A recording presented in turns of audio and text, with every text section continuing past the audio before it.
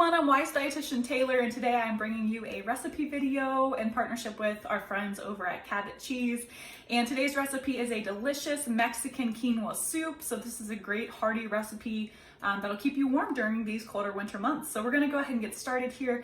The only thing I've done so far is I'm heating up some olive oil in my soup pot, my Dutch oven here, over medium heat. So to that I'm going to add some diced bell pepper and also some diced onion. So the recipe calls for half of each of those. I really like bell pepper, so I went ahead and used the whole thing. You can really adjust it according to your taste. So adding those in here, kind of tossing them around some. And so these are gonna cook for about 5 to 7 minutes until they are tender. Okay, so I think this is looking pretty good. Next, I'm going to add in 4 cloves of minced garlic. And I'm just going to let this cook for about 30 seconds until my garlic gets nice and fragrant. Just kind of giving that a stir. Okay, so next we're going to add 5 cups of chicken broth. So I have this unsalted chicken broth here. So there's 4 cups in here. And I'm using unsalted just to save on some of that sodium. Now, the recipe does call for 5 cups of any type of broth, but for a more soupier soup, you can add additional broth because the quinoa does absorb quite a bit of the broth that is used in this recipe. So speaking of quinoa, I'm gonna go ahead and add that in next. 1 1/4 cups of rinsed quinoa. So we want to rinse our quinoa because it does have a bitter coating on the outside. And so rinsing it is a great way to remove that. It's also a great way to add some additional protein and some fiber to our soup here. Next, I'm going to add in 1 can of drained and rinsed black beans. And then I have some fire roasted diced tomatoes. You can also use traditional diced tomatoes. I've made this before with those. Those work great in here as well.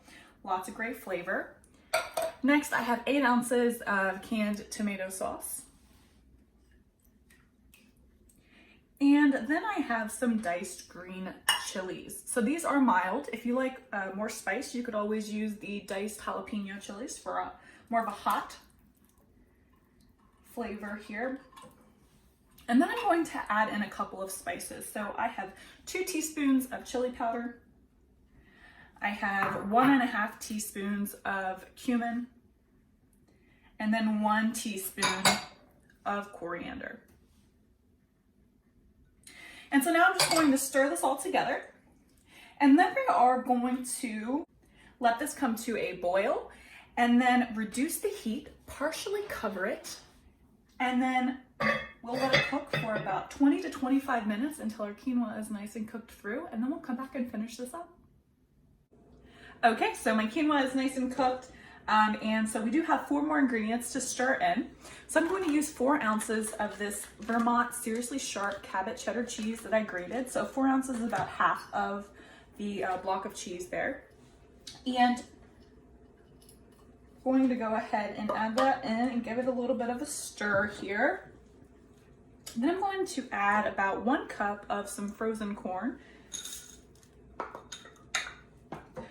1/4 of a cup of some cilantro, fresh cilantro here, and lastly a little bit of lime juice, about the juice of 1 lime.